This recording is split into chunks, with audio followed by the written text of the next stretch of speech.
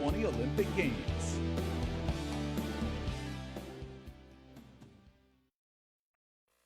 KUAM News Headlines is presented by Calvo's Insurance, serving Guam for 80 years. Matson and the Adahi Itanu program. Cars Plus, visit today during our spring sales event. IP&E, fueling excellence. McDonald's of Guam, I'm loving it, and King's Restaurant, located in Tamuning and Dededo. Always open, always local.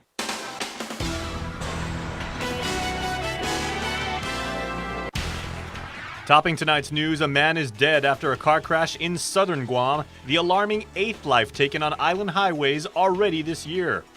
Also tonight, a groundswell of support was voiced for the acting police chief, but will it be enough to secure Steve Ignacio the job permanently? And we detail exactly how that $660,000 for Lou and Josh was spent, and why Adelup says the expenses didn't need to be on GovGuam's books. Hafa friends, and good evening. Thanks so much for watching us on KUAM TV 8 or streaming us live on Facebook. Well, GPD is investigating tonight the 8th traffic-related fatality of the year after a man driving a Suzuki Grand Vitara crashed into a guardrail down in Agate just before 2 a.m. The crash happened along Route 2. Here's police spokesman, Sergeant Paul Chappell. So right now, we are asking the community, because of the fact that the operator, the victim of the crash, had no form of identification or driver's license, we're asking the community that out there, if you do have any information that may help us in identifying the operator, we kindly ask that you call our dispatchers at 472-8911 or 475-861527. This is really critical because as we move forward with the investigation, we need to do pre-trip determination and a whole slew of other interviews relative to this crash investigation. Highway investigators are considering whether speed, alcohol, or drugs could have been factors in this morning's fatal crash. Elsewhere tonight, it may have been postponed, but today was his day. A confirmation hearing was held late this afternoon for Steven Ignacio, the Leongoro administration's top cop, to serve as the chief of the Guam Police. The legislature packed to capacity with family, friends, and several of Guam's men and women in blue. Acting Chief of Police Steve Ignacio seems to have it all. The education requirements to be chief, check. Good moral character, check. For many years, I have seen chiefs come and go. The Guam Police Department seems to splinter and fragment more each time. My belief is the causation is due to many of the previous chiefs catering to certain cliques and factions within our department. I have known the acting chief my entire career. During my tenure, I have never witnessed him play into this party atmosphere. Serving 31 years in the force, does he meet the leadership requirements? Check. Captain Ignacio has served in different capacities, providing the multitude of services to the public that are expected of the Guam Police Department. Captain Ignacio was a police officer, a detective, a supervisor, a manager, and now, as chief of police, appointed. During his confirmation hearing, the acting chief outlined some of his accomplishments since taking over, as well as some of his goals to lead GPD forward, such as hiring more police officers, purchasing more patrol cars, updating telecommunications, and upgrading technology for more efficient report writing. He announced plans for the construction of a new evidence control section in Jigo. He discussed his plans to grow neighborhood watch programs and opening a new headquarters in Sinohanya. Reporting for Guam's News Network, I'm Sabrina Salas, Matanani. Senators did not make mention of his polygraph and psychological test results, also requirements for Ignacio to be confirmed as chief of police. Committee Chair on Public Safety, Senator Pito Terlahi, however, said at the end of the confirmation hearing, quote, "You are going to be the police chief." Also happening at this hour, the confirmation hearing for the administration's nominee for Adjutant General, Lieutenant Colonel Esther Agigi. Her nomination has seen some controversy as a reprimand on her record drew criticism. She'd received an improper $26,000 housing allowance, but that was paid back in full, something former TAG Roger Culanguerel said meant Agigi knew receiving the money to be improper. Agigi received a state promotion from Governor Lou Leongoro, with the promotion to colonel waiting on federal approval. Agigi's hearing was scheduled for 4:45. The testimony in favor of the police chief ran long. In other news tonight, KUAM News has learned that Paul Mofnish Jr. has been moved to the Post 6 facility in the Manila prison. That's a maximum security unit. Now, although detainees typically are held at the Hagana lockup, we've learned because of the severity of his crime and because he was a previous inmate, he was moved to Post 6 for security reasons. Mofnish Jr. was arrested over the weekend as court documents say he admitted to kidnapping and sexually abusing a 10-year-old girl last Thursday. The repeat sex offender held the girl at gunpoint and then sexually abused her. He allegedly admitted, quote, sexually assaulting female minors is an addiction of his that he cannot resist. Mafnes is being held on a $250,000 cash bail, with his next court appearance scheduled for the 25th. Join us for a special edition of Crime Time tomorrow morning as we will talk about this crime from Tamuning with the Guam Police Department. We begin that Facebook Live stream at 9 a.m. Elsewhere, Senator Amanda Shelton is calling for an oversight hearing with the parole board as Mafnes was sentenced to 27 years for his 1999 conviction of kidnapping and criminal sexual conduct. In that instance, there were a total of 4 victims to which he pleaded guilty. He only served about 18 years of jail because the parole board in 2014 granted him parole. Mafnes admitted again he had an addiction to sexually abusing minors. Shelton sent a letter to her colleague, Senator Therese Terlahi, requesting the oversight to examine the parole board's processes and enact legislation to ensure predators with self-described addictions to sexual assault are never put back on our streets again, specifically of children. Meanwhile, Senator Terlahi says prior to receiving her colleague's letter, she had already set a May 6th date to hold a roundtable meeting on the issue. She's also inquiring with the AG to determine if the proper procedures were followed in the case of Mafnes. In environmental headlines tonight, the Guam EPA is conducting an investigation of its own after a fire broke out behind the Med Farm building here in Harmon. That fire, which is also under investigation by the Guam Fire Department, ignited around noontime. When units arrived, they found a storage container had caught fire, with various construction debris also found on scene. Guam EPA spokesperson Nick Lee confirms the debris belongs to Med Farm and that his agency is working with the company on proper disposal. Lee confirms EPA will return for another inspection. A solid waste violation could result in the issuance of a notice of violation. Order of compliance of administrative penalty order could also be issued. A solid waste citation carries a maximum fine of $1,000 per day per violation. In other island news headlines this evening, Guam is not only the place where America's Day begins, you know this, but it's also where America's defense begins. That specifically was praise from Republican National Committee Chairperson Ronna Romney McDaniel, who spoke before the Guam Chamber of Commerce ahead of the GOP fundraising event. Our Nestor LaConta was there and has this next story. Ronna McDaniel was named the chairperson of the Republican National Committee in 2017, just the second woman to hold the job and only the first woman in history to be reelected as an RNC chair and the longest serving right now, and we have raised the most money in history at the RNC. So we're doing pretty well.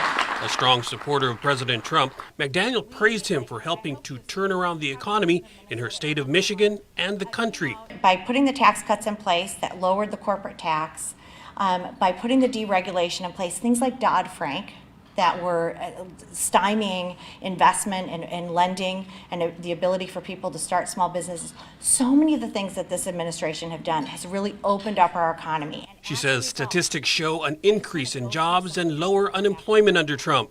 But the number she loves most is that 4 million families have come off of food stamps. Asked about the health care debate, McDaniel says Republicans now are committed to keeping coverage for pre-existing conditions, a huge issue at the last election. And as for specifics, the Republicans are working on a plan. I think the president has said we need to present an alternative. One of them is let's block grant the money back to the states, let the states craft plans that are specific to their uninsured, take it more local, maintain that doctor-patient relationship. On border control, she said she was with the president just last week at a border city for a fundraiser. She says residents there complained of increased crossings and they all supported Trump's call for a wall. She also chided Democrats for ignoring what she says is a crisis. It's interesting that when this news story came out that the president was going to put people in the sanctuary cities, which I don't know if that's true, and I certainly have not talked to the president about that policy. How many Democrats said, oh, that's awful. That's awful. Well, you're the one saying, let's have illegal crossings, let's let everybody in, let's have open borders, let's let everybody vote. But, oh, wait, don't come to my city. So, really? McDaniel is the niece of Utah Senator and former presidential candidate Mitt Romney. She was asked, what if he runs again? On my Uncle Mitt, I don't think he's going to run for president, so I'm not even going to entertain that hypothetical, okay? She's here as the keynote speaker for a local GOP fundraiser. For Guam's News Network, I'm Nestor LaConta. Friends, we are just getting started on a big day of Island News headlines, so please keep watching and keep streaming because we will return when Prime Time comes back after this. There are more ways to experience Guam via KUAM News, giving you what you want, when you want, and how you want it. From smart devices, Alexa, what's in the news? Here's your flash briefing. Over the web, on mobile, on streaming platforms, with immersive, interactive formats, and via social media where it's more than just content, it's conversation. More ways to keep you informed and entertained whenever you want it, wherever you are, on whatever device you're using. A simple handshake. That's all Jake Calvo needed when he started his company. Today, 80 years later, we like to say thank you to all of you who have taken our hand in trust. Thank you to the dreamers. Thank you to the realists. Thank you to the family-oriented. Thank you to the entrepreneurial. Thank you to those climbing the corporate ladder. And to the ones starting a new life together. Thank you to the traditionalists and the edgy. To the young at heart and the old souls. Thank you to the daring, to the protective, to the practical. Thank you to the hopeful. To all of you from all of us, our deepest, happiest, and infinite thanks. 80 years here for you. 80 years thanks to you. Calvo's Insurance, a legacy of trust. The next generation Galaxy has arrived. See it and believe it. The Infinity O displays the most innovative Galaxy screen yet. Capture the wider world. Take stunning photos with a 123-degree field of vision. Use your phone to charge other wireless charging devices. Don't just stand out, stand apart. Looking for a great deal on a new Chrysler, Dodge, Jeep, or Ram? Then get to Cars Plus in Mighty now for our spring sales event. Like a new Jeep Compass Sport, $166 per paycheck. Or a new Chrysler Pacifica LX, $220 per paycheck. Or save $8,500 on a new Ram 1500. How about a new Jeep Wrangler Sport? Only $274 per paycheck. Low 1.99% financing is available on approved credit. Save thousands during our spring sales event going on now at Cars Plus in Mighty. Cars Plus, driven by you. It's a seafood celebration on the Lent menu, now back at King's Restaurants. Your tasty favorites like salmon curry and whole deep-fried parrotfish will have you swimming with flavors from the sea. It's a seafood celebration at King's. Hit it! That's what I'm talking about. Wait! Okay, now, from the beginning. Hit it, boy.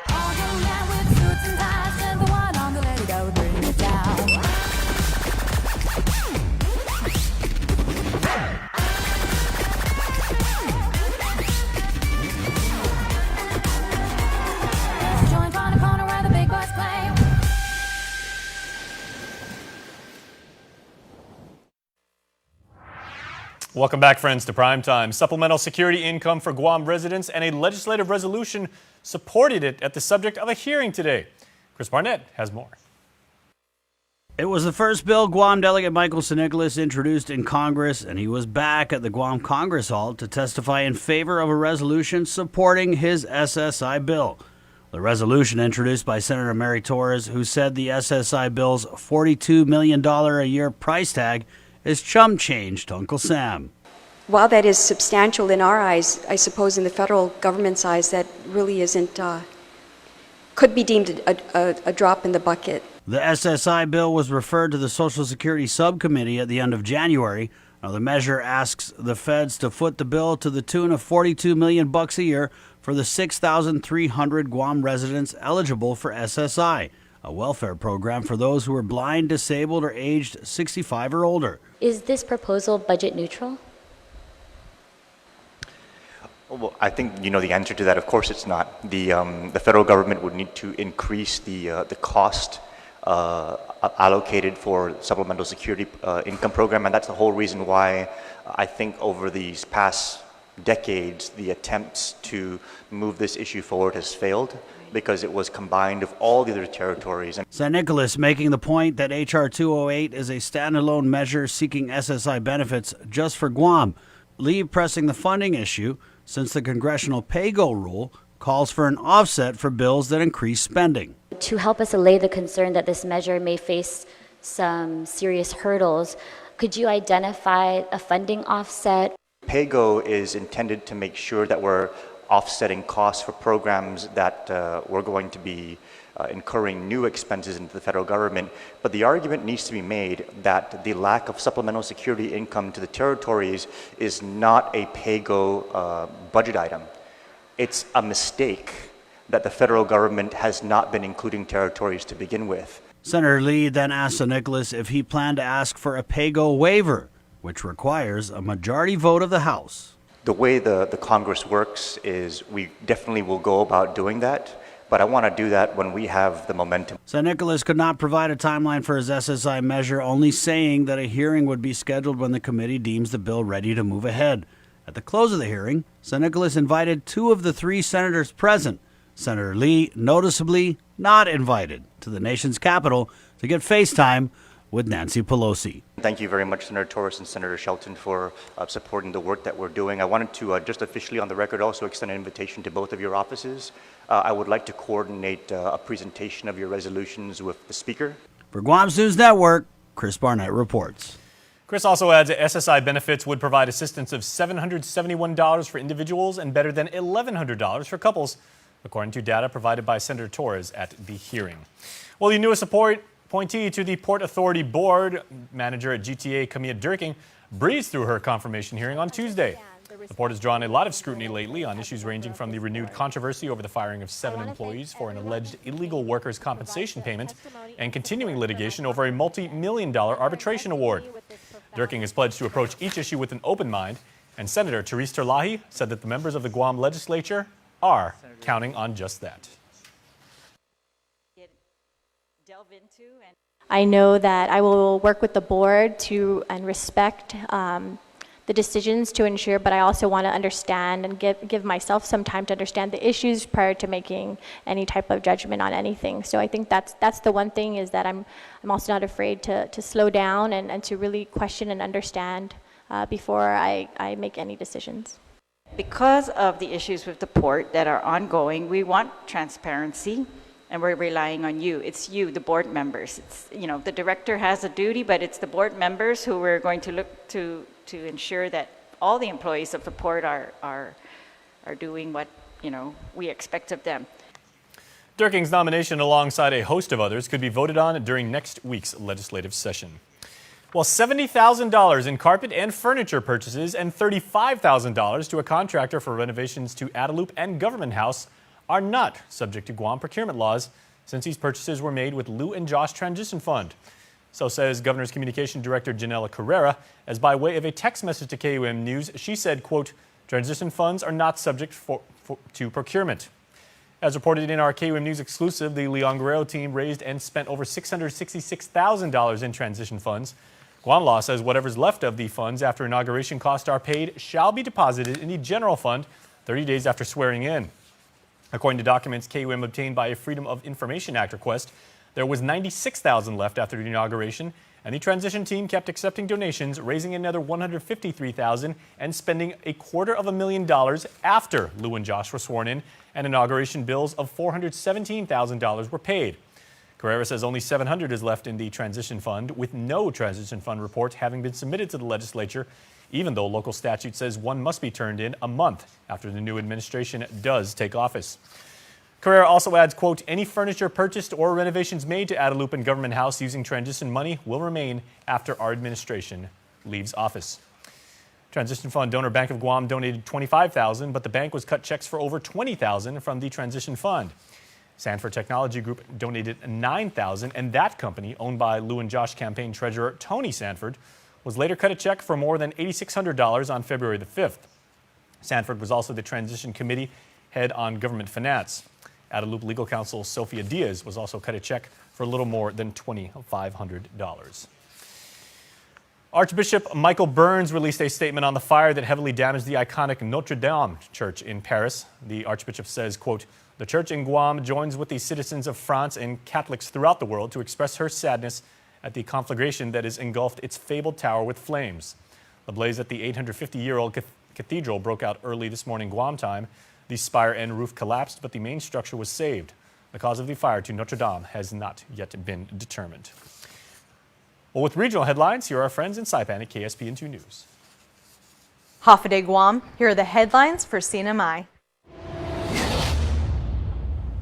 According to a release from the Department of Public Safety, on Saturday, April 13th, around 7:16 a.m., Associate Judge Joseph Camacho issued an arrest warrant for a 51-year-old Filipina female named Artemia Gabiron for charges of robbery with a dangerous weapon. Around 8:42 p.m. this same day, Gabiron was arrested by the CNMI police at her residence in Chalanquiza, where she was processed and booked at the CNMI Department of Corrections.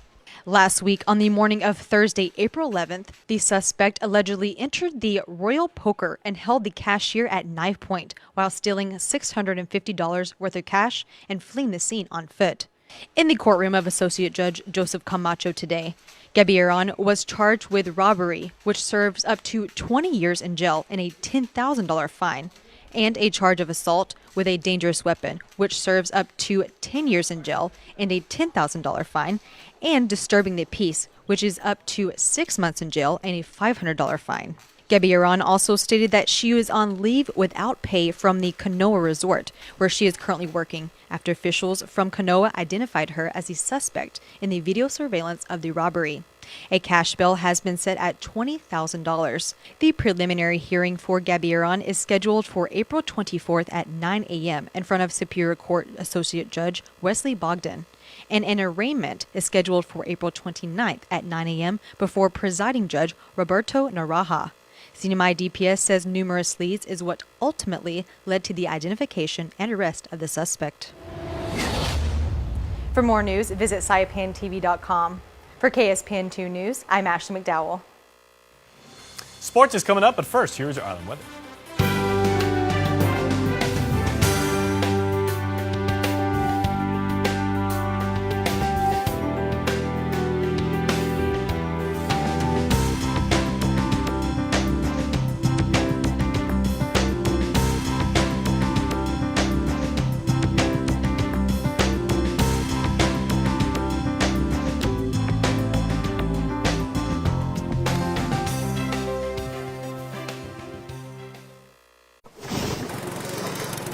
MTO, professional janitorial services with a warm hospitality touch. MTO gives that gift year-round. Pressure wash roofs, pressure wash driveways, lawn service, home cleaning, carpet restoration, office cleaning, commercial window cleaning, floor care. When cleaning is in order, MTO has you covered. Call 647-6861 to inquire on how you can receive the maintenance you deserve. MTO, celebrating 30 years with you, Guam. Agent Alpha. What's that? An Alpha Insurance customer needs a claim settled immediately? I'm on it. Agent Alpha.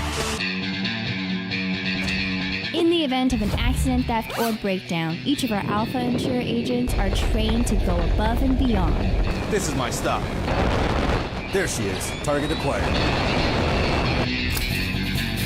Agent Alpha. Yes!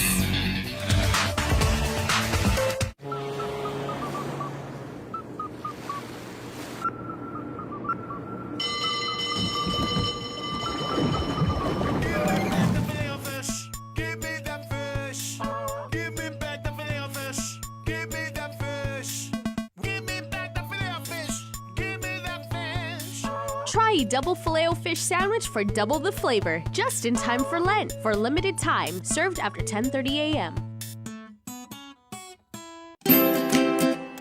The Autism Community Together of Guam is a support group for individuals with autism spectrum disorders and their families. We are a group of parents and caregivers who have children with autism spectrum disorders and understand the joys and challenges in raising them. To learn more about ACT or to join our family, call Joe Bloss at 687-1284. Send an email to autismcommunityguam@gmail.com or visit us at Autism Community Together on Facebook. KUAM Sports is presented by Triple J.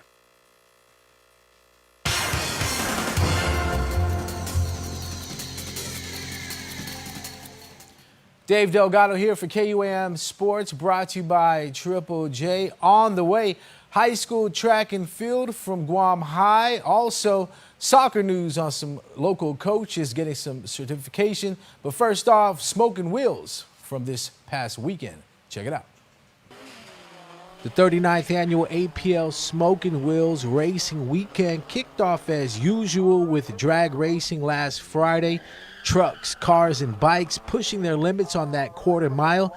Spectators enjoyed a night of entertainment, food trucks, and a sanctioned ABKC dog show. The dog show featured guest judge Pete Diaz from Hawaii. Dr. Joel Joseph from Wise Owl was presented with a Best Sponsored Trophy for his support.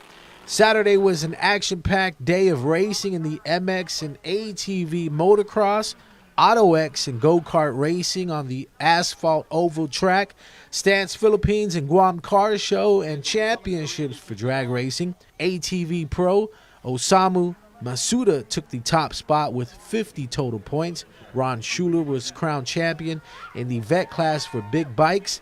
250cc went to JR Cepeda. 450cc overall winner was Sean Lepanovich. Sunday was dedicated to the endurance races for mid-open ATV, open motorcycle, and off-road buggies. There was also mud drags and drifting. ATV Enduro champion Kaisuke Nakamura and Hideki Kishi, 41 laps in 2 hours, 4 minutes, 10 seconds. 450cc team of Sean Lepanovich and James Robinson finished first overall. Off-road endurance